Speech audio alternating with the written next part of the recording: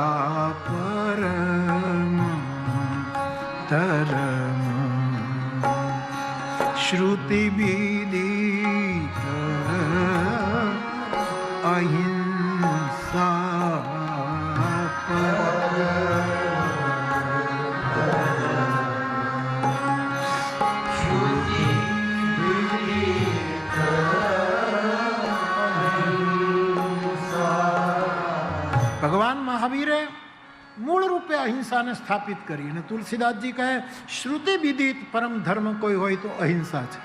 આવું રામચરિતમાનસ. ભગવાન બુદ્ધે અહિંસામાં પહેલા કરુણા શબ્દ વાપરી દીધો કે કરુણા એ શ્રેષ્ઠ ધર્મ છે. કારણ કે જ્યાં કરુણા હશે ત્યાં અહિંસા હશે જ નહીં. એના પછી પરંપરામાં અહિંસા આવીને ઊભી રહી. એટલે કરુણાને પ્રધાનતા આપે છે બુદ્ધ. અહિંસાને તો પ્રધાનતા આપે છે, પણ પ્રધાન કરુણા. બુદ્ધ કરુણા મૂર્તિ છે. અને બીજાની નિંદા કરવા જેવું આ જગતમાં કોઈ પાપ નથી. આજે કેટલાય 2-3 પ્રશ્નો છે, એમાં મારે બહુ જવું કે બાપુ આટલા બધા ધર્મના ફાટાઓ, આટલા બધા વાડાઓ, આટલા બધા ધારાઓ, આટલી બધી જુદી જુદી પરંપરાઓ, એમાં સનાતન ધર્મને કેટલું નુકસાન થઈ રહ્યું છે. આ બધું એક કેમ થતું નથી? એક કેમ થતું નથી? એકાબીજાને કાપે ને એકાબીજાની નિંદા કરે ને એને ધર્મ કહેવાય જ નહીં. એ ધર્મ છે જ નહીં. બીજાની નિંદા કરે, આ ઊંચો, આ નીચો, આ ફલાણો, મારો વિચાર ઊંચો, તમારું સિદ્ધાંતો ખોટા. જેનું જે હોય તે સાચવો, પણ તોડો નહીં.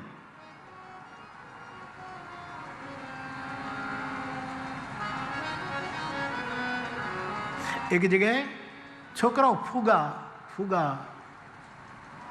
ઉડાડતા હતા. ફુગા દોરી લઈને ફુગા, એમાં અનેક રંગના ફુગાઓ હતા. લાલ રંગના, પીળા રંગના, બ્લુ રંગના, કાળા રંગના, સફેદ રંગના, દોરી બાંધીને ફુગા ઉડાડે. એમાં એક આફ્રિકન છોકરો ગરીબ, એની પાસે ફુગો નહોતો, કાળો છોકરો. અને એ અશ્વેત હતો. એક બાજુ ઉભો જો, એને કોણ ફુગો આપે? ગરીબ માણસ. એટલે એમ જોયા કરે. પણ એના મનમાં એક ગ્રંથિ આવી ગઈ. કોકે એને કીધું કે તું કેમ જોયા કરે છે? અહીંયા તું કાળો છો, આમાં તને ફુગાનો અધિકાર નથી. કેટલો બધો ધર્મને નામે ભેદો થયા છે. શ્વેત અશ્વેત, ઊંચ નીચ, અસ્પૃશ્ય સ્પૃશ્ય. આપણે ત્યાં આ બધા ભગવંતોએ, આચાર્યોએ, મહાપુરુષોએ આ ભેદને તોડવાના પૂર્ણ પ્રમાણિક પ્રયત્નો કર્યા છે. પરંપરામાં પછી હું ને તમે એકાબીજાની નિંદા કરીએ છીએ, આને તોડીએ છીએ.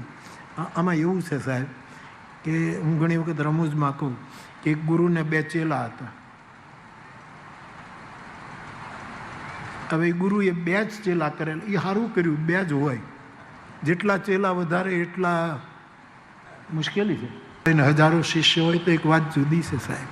આખો સંઘ હોય એ વાત જુદી. બાકી અતિ ચેલાઓ.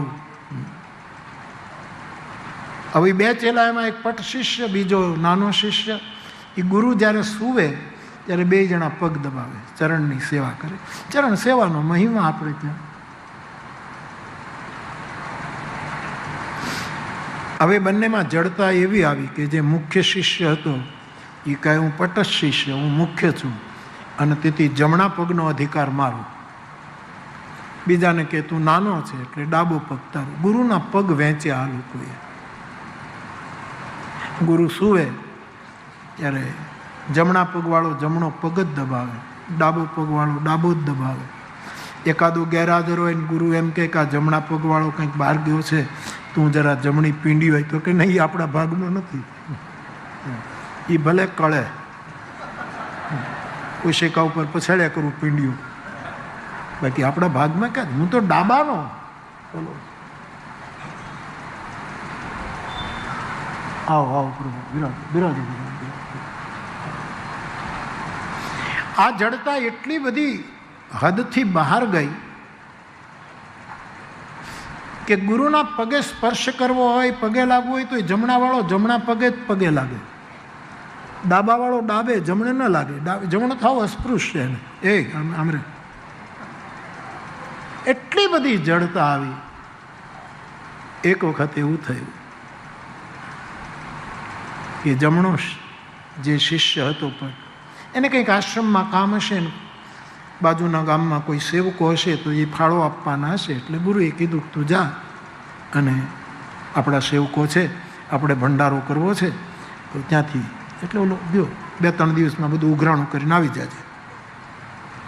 હવે ડાબા પગવાળો જ રહ્યો, અને ગુરુને ભયંકર ડાયાબિટીસ, કારણ કે બધું મીઠું જ ખાવાનું, આનંદ કરવાનો થાય.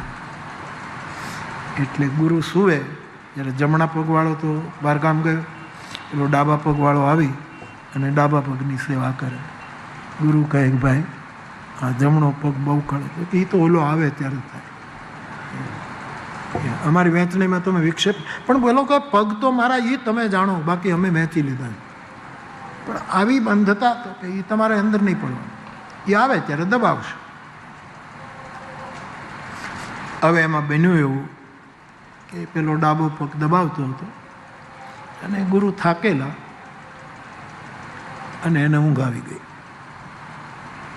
ઊંઘ આવી એટલે ગુરુએ પડખું ફેરવ્યું ઊંઘમાં.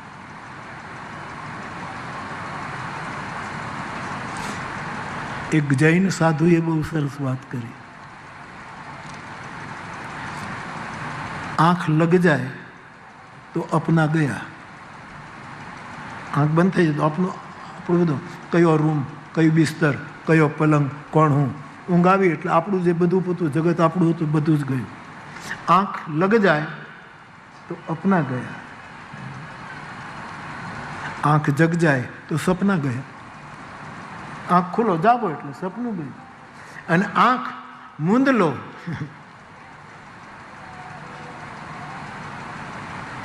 તો દફના ગયા. એને પછી વધાવી દેવાનું. એમાં ગુરુને ઊંઘ આવી ગઈ ને આમ પડખું ફરે, એમાં જમણો પગ પેલો ડાબા પગવાળો પગ દબાવતો હતો એના ઉપર પડખું ફેરવ્યું એટલે જમણો પગ ડાબા ઉપર પડ્યો અને ડાબા પગવાળાનો મગજ ગયો કે મારીવાળા પગ ઉપર આ પગે પડાય જ કેમ. અને બાપુ ધૂણો રાખતા હતા, ત્યાંથી ચીપિયો ઉપાડ્યું, ચીપિયો લઈ અને જમણા પગ ઉપર 3 ઘા કર્યા અને રાડે રાડ રાખ્યો ગુરુ. નહીં કે મારાવાળા પગ ઉપર કેમ પડે, આ મારો પગ છે. અરે પણ તમે પગ વેચીને મારી દશા કરી. અને સાહેબ ગોઠણને નળો ના ઢાંકણું હાવ કાઢી નાખ્યું.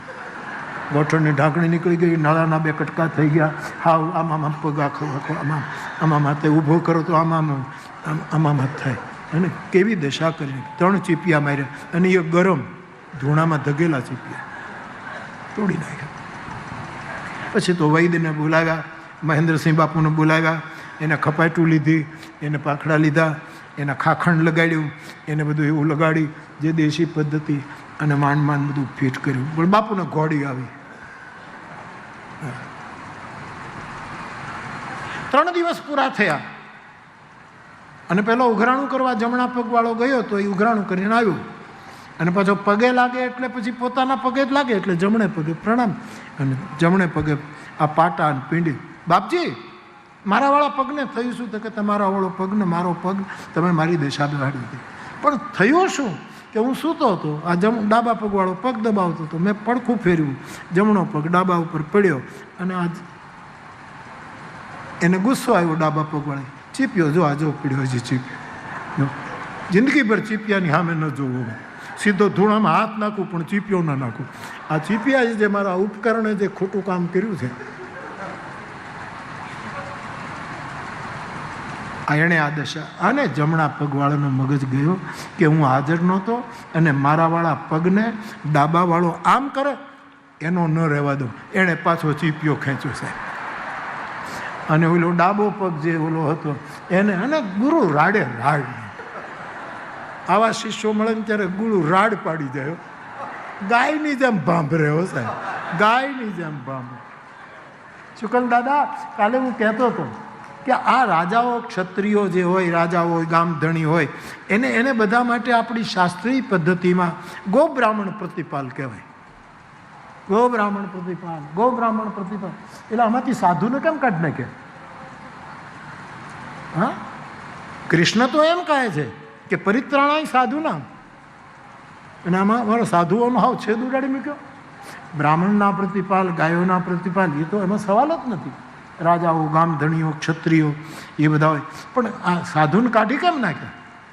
પણ આવી વાત જ્યારે મારી ત્યારે મેં કીધું એ ગો છે ને એ સાધુ છે. સાધુ એ ગાય જેવા જ હોય છે સાહેબ, એ મારકણા ખૂંટ જેવા ન હોય, એ ગાય જેવા. ગો શબ્દ સાધુઓ માટે, કારણ કે એને સાંભળે ત્યારે એ ભાંભરે, એને કૃષ્ણ સાંભળે અને રહ રોતા હોય. એ ગો શબ્દ સાધુ માટે છે. અહીંયા કોઈ વર્ણ વિષય નથી. એને સાંભળે નિષદીન બરસત નૈન હમારે. સાધુને જ્યારે ગોવિંદ સાંભળે અને પછી ભાંભરે, જેમ ગાય ભાંભરે, પોતાનું વાછરડું યાદ આવે. તો સાહેબ આને એનો પગ તોડી નાખ્યો. ગુરુ કહે પણ તમે આ પગ વેચી અને તમે એકાબીજાએ ભાગલા પાડીને મારા બે પગ તો મારા હતા કે તમે જાણો, બાકી મારાવાળા પગમાં એ હસ્તક્ષેપ કેમ?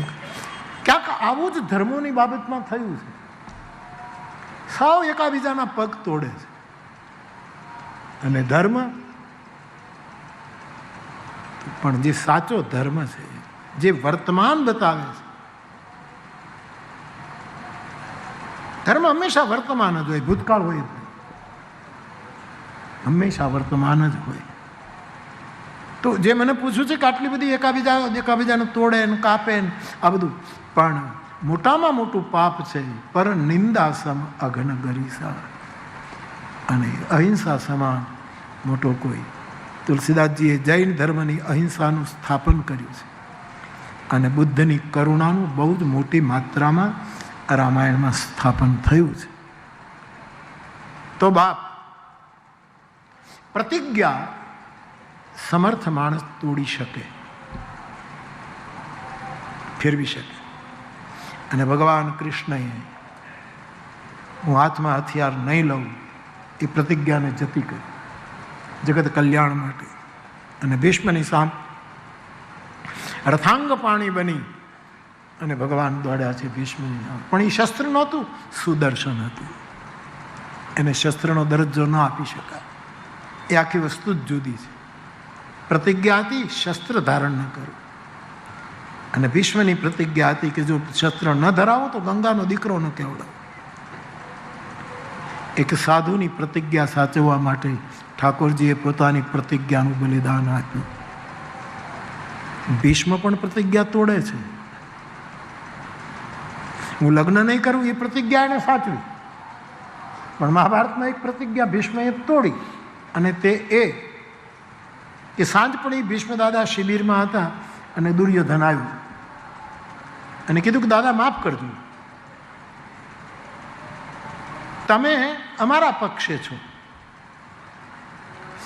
હું યુદ્ધના આરંભમાં જ બોલી ગયો છું કે અપર્યાપ્તમ તદસ્મેકમ બલમ ભીષ્માભિરક્ષિતમ. મારી સેના ભીષ્મ દ્વારા રક્ષાયેલી છે, છતાં મને અધૂરી લાગે. દાદા ખોટું નહીં લગાડતા, તમારા જેવા મહાપુરુષ મારી સેનાનું રક્ષણ કરે, છતાં અપર્યાપ્તમ તદસ્માકમ બલમ ભીષ્માભિરક્ષિતમ પર્યાપ્તમ પીદ મે તેષામ બલમ ભીમાભિરક્ષ. ક્યાં ભીષ્મ ને ક્યાં ભીમ, છતાં ભીમથી રક્ષાયેલી પાંડવોની સેના મને પૂર્ણ લાગે છે અને ભીષ્મ દ્વારા રક્ષાયેલી મારી સેના મને અધૂરી લાગે છે. તમે બરાબર લડતા નથી. એ વખતે ભીષ્મ પ્રતિજ્ઞા કરે છે કે કાલે પાંડવ કુળનો નાશ કરી નાખીશ. અને આ ભીષ્મની પ્રતિજ્ઞા.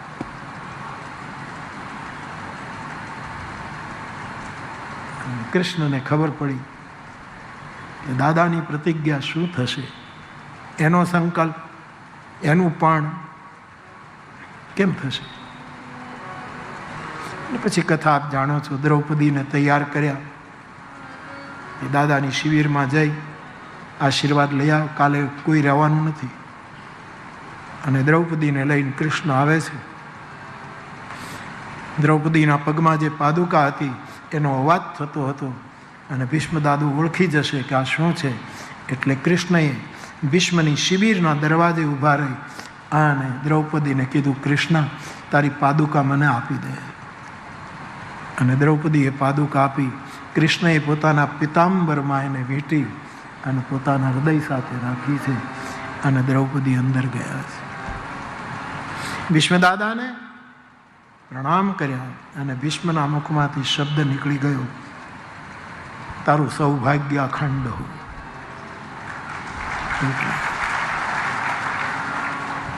બેટા તારું સૌભાગ્ય અખંડો એમ કીધું અને દ્રૌપદીએ સાડીનો છેડો ઊંચો કરી લીધો. દાદા હું કૃષ્ણ આપને પગે લાગ. દ્રૌપદી મેં તો પ્રતિજ્ઞા કરી હતી કાલે પાંડવોને રહેવા ન દઉં, અને તું ભીષ્મ ઓળખી ગયા કે ઈ ક્યાં છે? આ તારી સાથે જે આ ગોઠવણ કરનારું એ પરમ હરી ઈચ્છા ભાવી બલવાના. હરિની ઈચ્છા ભાવીને ફેરવી શકે, ભાવી હરી ઈચ્છાને ફેરવી શકે. એ ક્યાં છે? કૃષ્ણ. હા, એ બહાર ઊભા છે. શું કરે છે? મારી પાદુકા લઈને ઊભા છે. અને સાહેબ, એ જે વચન અપાયું, એ જે વરદાન અપાયું, સૌભાગ્ય અખંડ રહેશે, એને પાળવા માટે ભીષ્મ પોતાની પ્રતિજ્ઞાને જતી કરે છે. તો વચન, વ્રત, પણ વરદાન, શ્રાપ, આશીર્વાદ, આશીષ અમોઘ વિખ્યાતા અમોઘ આશીર્વાદ. તો આપણે જ્યારે સંકલ્પની આખી શ્રેણી લઈને બેઠા છીએ ત્યારે એમાં આટલા બધા વિભાગો રામચરિતમાનસની દ્રષ્ટિએ મને મળે છે.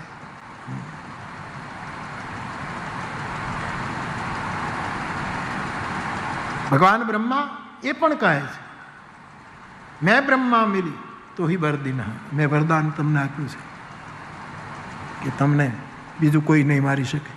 આવી જે એક શ્રેણી છે, શબ્દોના અર્થ ભિન્ન છે, અવસ્થા ભિન્ન છે, એમાં છેલ્લો શબ્દ છે શિવ સંકલ્પ. શિવ સંકલ્પ.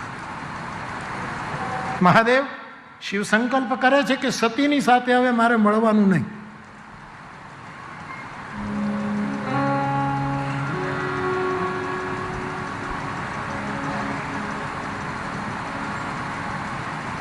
એહિતન સતી ભેટ મોહિનાઈ. આ સંકલ્પ થઈ ગયો છે કે સતીની સાથે હવે મારે કોઈ મેળાપ નહીં.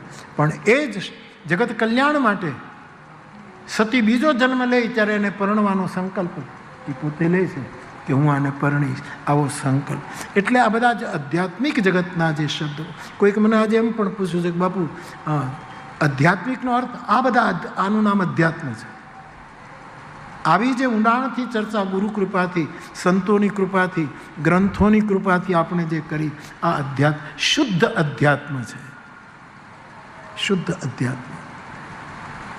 તો શિવ સંકલ્પની જ્યારે ચર્ચા થઈ રહી છે, મહાદેવ સંકલ્પ કરે પણ ખરા, એને અધિકાર છે, એ સમર્થ છે અને એને ફેરવી પણ શકે. કારણ કે હરી ઈચ્છા બધા કરતાં બળવાન છે, એના ઉપર આ જગતમાં કોઈ નથી. એવી થોડીક સાત્વિક તાત્વિક ચર્ચા રામાયણના સંદર્ભે મારે આપની પાસે મૂકવી હતી. તો એકાબીજાની નિંદા, એકાબીજાને તુચ્છ ગણવા, અમારા સૂત્રો મહાન, તમારા સિદ્ધાંતો આમ, આમાં જે ઊન તમે પડ્યા છીએ એમાં પેલો કાળો છોકરો જેની પાસે ફુગાવ નહોતો, જેને બધાએ પેલો ગણ્યો હતો, ગરીબ છોકરો છે, કાળો છોકરો. આપણે ત્યાં રમૂજ નથી ચાલતી કે એક આફ્રિકન, કોઈ રમૂજમાં આવ્યું, એક આફ્રિકન માણસ આપણે અહીંયા આવ્યા સૌરાષ્ટ્રમાં, એને ઢસા જવું હતું. એટલે બિચારે કોકને પૂછ્યું કે ભાઈ ઢસા ક્યાંથી જવાય? તો કે ધોળા થઈને જવાય. એટલે એલો પાછો આફ્રિકા વયો ગયો કે આમાં ધોળું થવું કે હું હાવ કાળું? આમાં તો કાંઈ ધોળા થવાના ચાન્સ જ નથી. હું હાવ કાળો અને આમાં સફેદ શ્વેત તો થઈ જ, એ પાછો સીધો નૈરોબી વયો ગયો. હવે ઓલાએ તો એમ કીધું કે ઢસા જવું હોય તો ધોળા થઈને જવાય. પણ ઓલો કે પણ ધોળા કેમ થવું? આપણે તો હાવ કાળો. છોકરાની આંખોમાં આંસુ છે, પણ એના હૃદયની વિનાશને પેલો ફૂગો વેચનારો જોઈ ગયો છે. ફુગા ઉડાડે છે કે બેટા તારે કંઈક કહેવું છે? હું તને ફુગા આપું, ભલે તારી પાસે પૈસા ન હોય. તો કે નહીં, મારે ફુગા ઉડાડવા નથી. મારી કંઈક, જો મારા ભાગમાં હોત તો પરમાત્માએ મને એવા કુટુંબમાં જન્મ આપ્યો હોત. મને સ્વીકાર્ય છે જે સ્થિતિમાં મને પરમાત્મા. પણ મારે એક જ પૂછવું તે કે આ રંગબેરંગી ફુગા છે એટલે ઉપર ચડે છે કે અંદર વાયુ છે એટલે ઉપર ઉડે છે? તો કે રંગના કંઈ લેવા દેવા નહીં અંદર ભાઈ. તો પછી કોઈ કાળો ફૂગો છે, કોઈ લાલ ફૂગો છે, આ ભેદ તમે ઊભા શું કામ કરો છો? અંદરનું સત્વ ફૂગા ઉડાડે છે. અથવા તો કોઈ ગુરુની કૃપાની દોરી, કોઈ ગુરુની કૃપાની ડોર ગાને, ત્યારે જ્યારે ધર્મને નામે આવા જ્યારે અનેક વિભાગો ઉત્પન્ન થાય, એવા સમયે લોકોની ચિંતા બરાબર છે કે આમાંથી આપણે બહાર આવવું પડે. મહાભારતના યુદ્ધમાં દાદા ભીષ્મનો શ્રી કૃષ્ણને હથિયાર નહીં ઉઠાવવાનો લીધેલ સંકલ્પ અને તોડવાનો લીધેલ સંકલ્પ એ શિવ સંકલ્પ છે કે જીવ એમાં હરિ ઈચ્છા કામ કરે છે. હરિ ઈચ્છા, ઈશ્વર ધારે એ જ કરાવે. હોય અહીં સોઈ. જો આ શિવજીનો એક બહુ મોટો સંકલ્પ છે કે પરમાત્માએ જે ઈચ્છું હશે એ જ થશે. હું શું કામ તર્ક વિતર્ક કરું? હોય અહીં સોઈ જો રામ રચી રાખ. બાપુ આ કથામાં ઘણા ચડાવ ઉતાર આવ્યા, આપ જાણો છો. આ કથાને થોડીક પાછી ઠેલવી પડી, બધું થયું તૈયારી માટે. પણ આપનો સંકલ્પ શિવ હતો એટલે થઈને ઊભું રહ્યું. નહીં તો હું એનો સાક્ષી છું. બાપુ ચિંતા કરે, દોડીને મારી પાસે આવે. આમ ઉત્તર પ્રદેશમાં ક્યાંક હોય તો ત્યાં ગભરાઈને આવે કે બાપુ શું થશે, આમ છે તેમ છે. અને આજુબાજુવાળા ચડાવે કે બાપુ નારાજ થઈ ગયા. નારાજ થાય બાપુ જ ન કહેવાય. નારાજ થાય નહીં બાપુ ન કહેવાય, ડાકુ કહેવાય. ડાકુ નારાજ થાય બાપુ.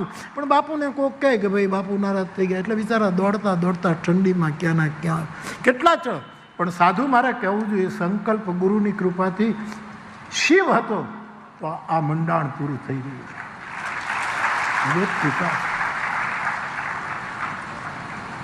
તો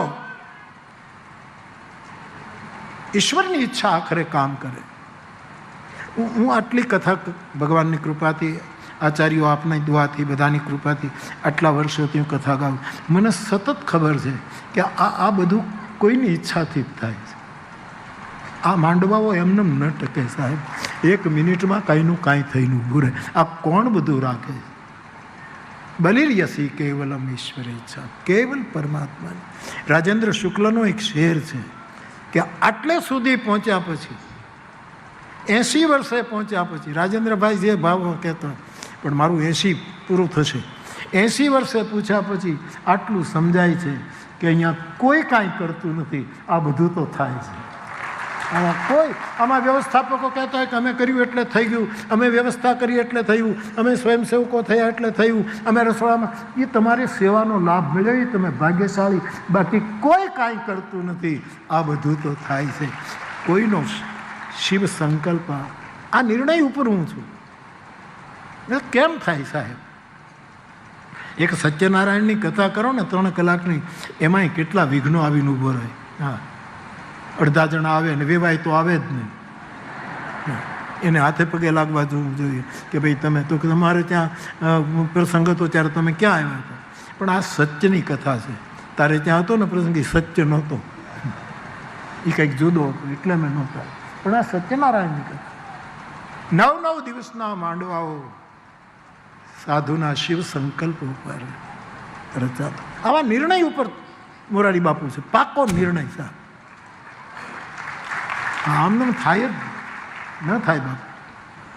આ ભવીને થંભ ઠેરાણું, થંભવીને આબ ઠેરાણું. આપણે ત્યાં ભજને મહાવીર બાપુ પણ ગાય અમારે, ગુરુ તારો પાર ન પાયો, પૃથ્વીના માલિક તમે રે તારો તો. પહેલી વાર જયમલ બારોટ પાસેથી આવ્યું, સરદારપુરમાં પહેલી વાર. તારો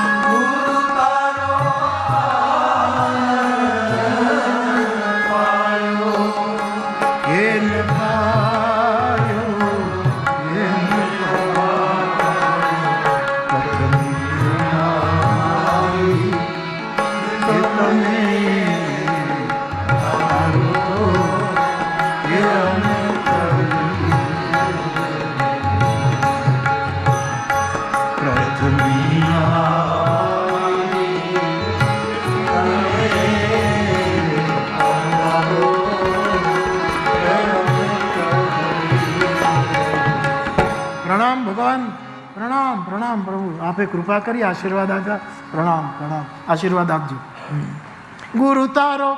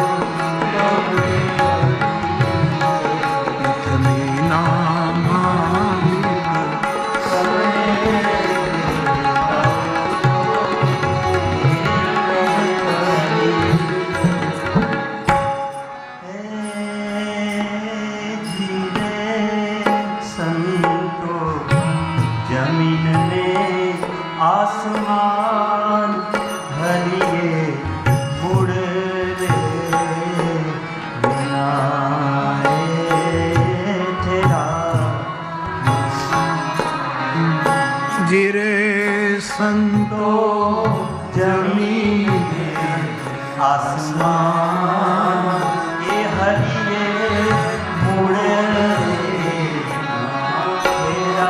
મહાવીર બાપુ આવો.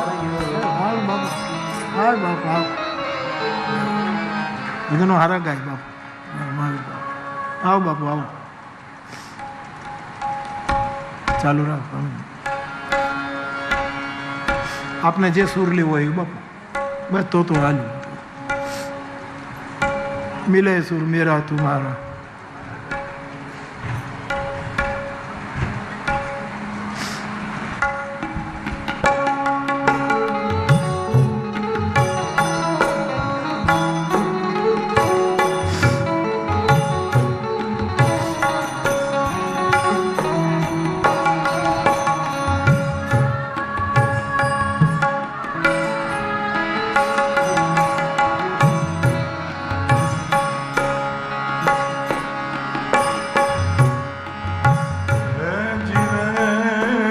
સાધુ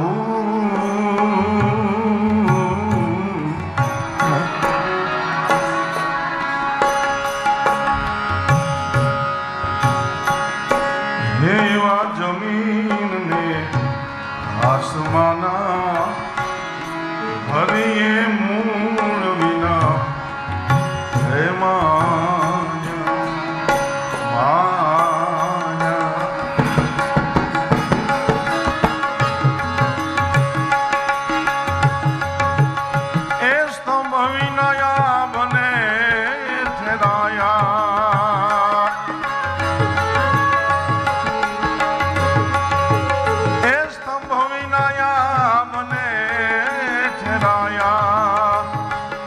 વારી વારી હે મેવારી ધરતીના માલિક હે તમે રે તારો તો હે અમે તરી હે ગુરુ તમારો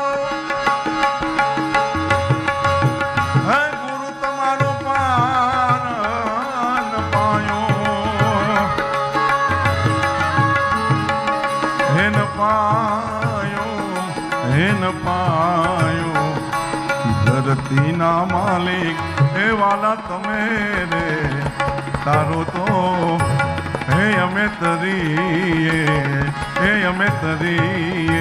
રે.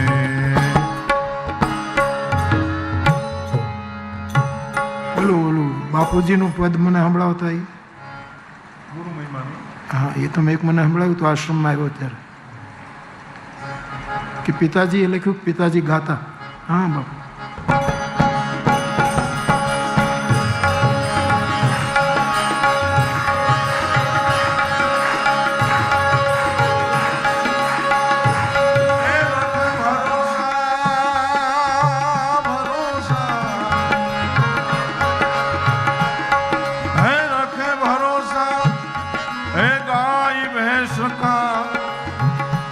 करे उनकी बरदासा करे उनकी बरदासा